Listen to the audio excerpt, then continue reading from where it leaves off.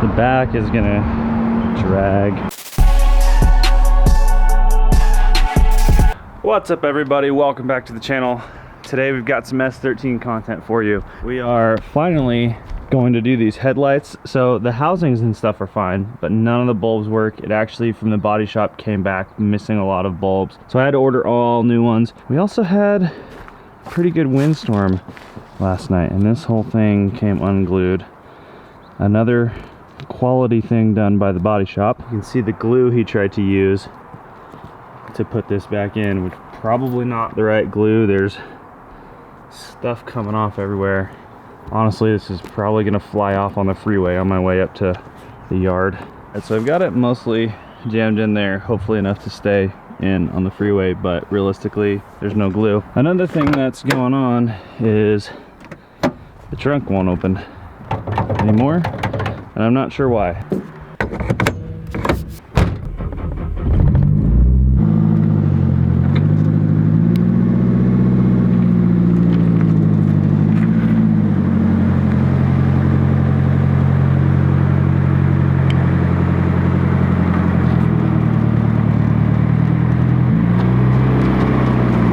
So because I had to get into the trunk last night to get some stuff out of it and the trunk wouldn't open all of a sudden, I had to pull the back seat down and go through the back seat. And even though I can pull the back seat down and go in there, and some of you are probably saying, why don't you just open the trunk from the inside?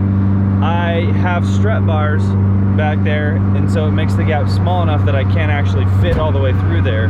Now that I'm on the freeway, it is so much louder having the back seat down and being able to hear what's in the trunk, which is making me reconsider a little bit removing the back seats entirely. Also, I can already see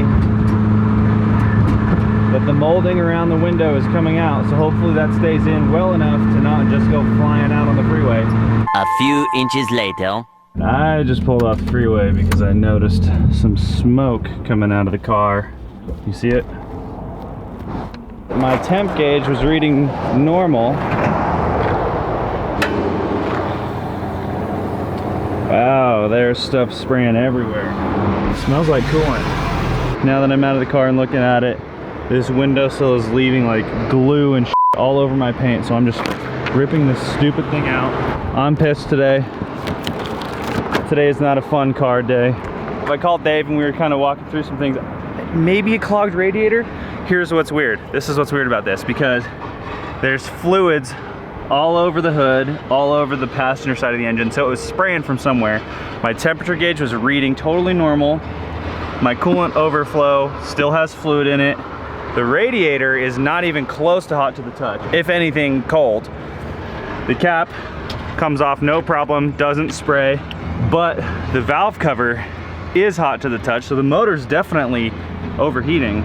So I don't really know, but we're going better safe than sorry. Instead of limping it another 40 minutes up to Ogden, Dave's sending the tow truck down. We're gonna tow it up there, hopefully not ruin everything trying to get on the tow truck because it's so low, and see if we can diagnose the problem from there. What a lame day. It was gonna be so fun, now it's so lame. I've got all the black crap off of there. I'm just noticing that this window is not seated at all. Hopefully this doesn't fly out. It should be fine. The wind's going in the right direction. Should be okay. The tow truck is here now to save me, take me up to the yard to get the car diagnosed and try to figure out what's going on with it. But because of sweet COVID rules, I can't go in the truck with him because it's not 6 feet distance. So Ethan's coming up, he's gonna pick me up, we're gonna follow the tow truck up, go to the yard as well, and Ethan's just stuck with me for the day.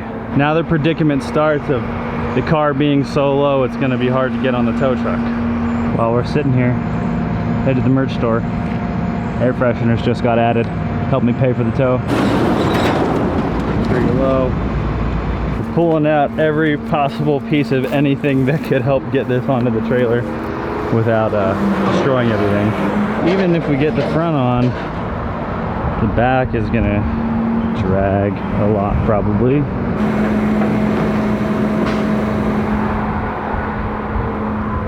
Oh. wonder if we have enough boards to like leapfrog under the rears, maybe?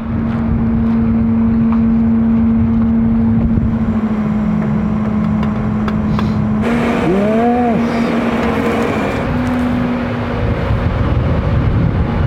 Towing magician over here. Didn't scrape once. Can't believe he did it.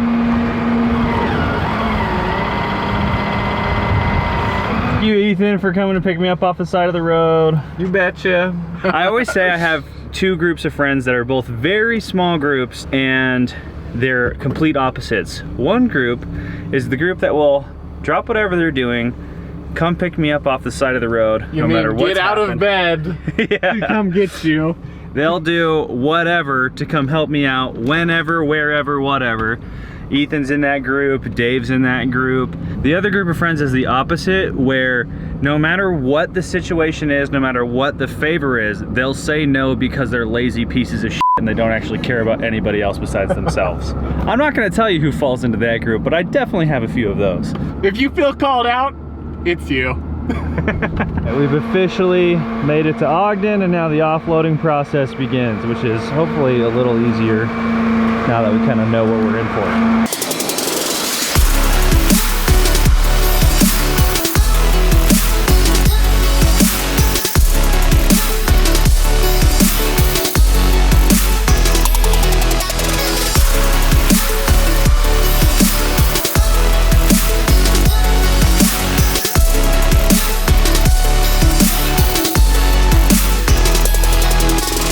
So Chris found the problem. It's this blew off. It's supposed to be attached right here, and it blew off and was just flopping around back there. So we got to replace that hose, and we should theoretically be good to go. Ready to go? He found it in 5 minutes. It's amazing when you know what you're doing. Nice. I had a lot of check boxes. There's a long list of things that I wanted to check on the car because they haven't been feeling 100%. One of them being the clutch. The clutch pedal gets stuck all the way up every once in a while, and I haven't been really paying attention. I kind of just went into panic mode and pulling it out with my foot. It could be the floor mat, but I want to check the clutch today. I also told Chris, yeah, you know how normally you have about 10% slack in the brake pedal and 90% brakes? On this car, it's the opposite. You get about 90% slack, 10% brakes. So I said I want to take a look at the brakes today too. So this guy here is wondering why his brakes are not working, right? Well, let's see. That's no fluid! It's empty! Come on, Miles. I just wanted to drive the car. I got excited, all right? Oh, you live and you learn. Good thing I didn't die. Yeah, I'm glad you didn't die. Holy shit, bro. Hello. I'm Miles' car. We're hopefully I'm fixing the windshield, fixing the coolant line, fixing the brakes, Let's tell them why we're fixing doing the some of it. headlights. I'm a mess. Problem one getting fixed. Adding brake fluid. Who would have thought? You know, magical fluid. Unicorns on this. The next on the docket, I'm pulling this connector out, which is what broke and started spraying coolant everywhere. Pulling this out so I can go get a new one. This is the part that broke that made me overheat this morning. It's a little reducer slash coupler for the heater core back here, and it just dumped all my coolant out. So we're just replacing that. Fixing problem number two. We did the brakes, now we're doing the coolant. The hose is back on, so just gotta put coolant in it. Hopefully not spill freaking everywhere, which I feel like I'm about to do. Oh. While we're waiting for this motor to get it to temp so we can pull the coolant in and then check the levels and all that kind of stuff, we're trying to open the trunk. Ethan's trying to crawl back there, and that's the strut bar I was talking about that goes across to the top of where the coilovers mount in the back. It keeps things a little more rigid, and because of it I can't fit in the trunk, so Ethan's gonna try because he's a little smaller than me. All right, so this is the mechanism that was in there, and it's this, when you pull the lever it moves and this little paddle hits the thing to undo the trunk latch, and it was just pulled down like that. I'm not sure why they made it in the design to pull down like that, but it needs to be up. There's no way to like fully lock it into the up position, but at least now that we know what the issue is, if it happens again, I can see it through here and I can just take a screwdriver and push it up. All right, it closes. Moment of truth here. Hey! So we didn't fix the problem, but we know what the problem is, so we can temporarily fix it every time it happens. Chris is over here getting after it with the headlight bulbs. We're also at the same time pulling this wheel off because the tow guy was under the car looking at stuff and noticed that there's some wires that are rubbing on the wheel when I hit bumps and stuff, and the wires are exposed now. When we looked at it, and of course it's the main harness. There's the main harness right here. Now it's all exposed, so that's great news. We got one headlight done, we got the coolant fixed and the brakes fixed, so we're gonna do a burnout naturally to test these things out, right? We might as well. I think the headlight's on. Is it on? Oh yeah.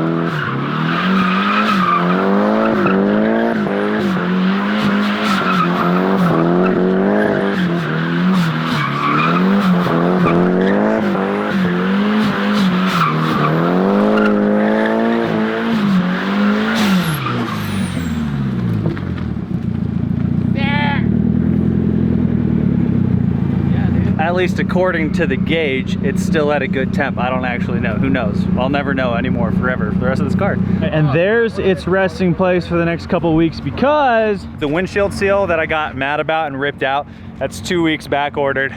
So we gotta wait 2 weeks, and I'm not comfortable driving that with a windshield that will fall out on the freeway. I don't want to kill anybody else. Before we finish things up real quick, we got Kyle here in his new Corvette. Clean title, one owner. They're trying to get the light to pop up right now. We're introducing Corvette Kyle. So, Corvette Kyle. Yeah, this is Corvette Kyle.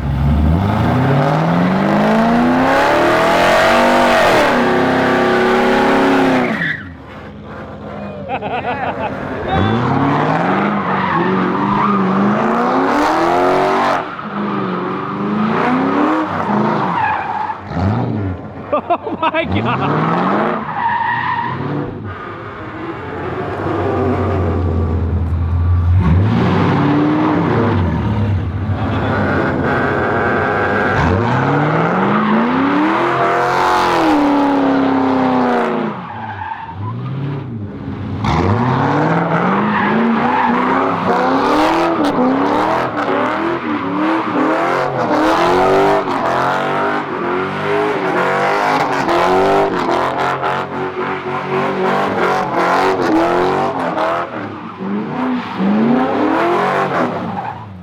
Yeah!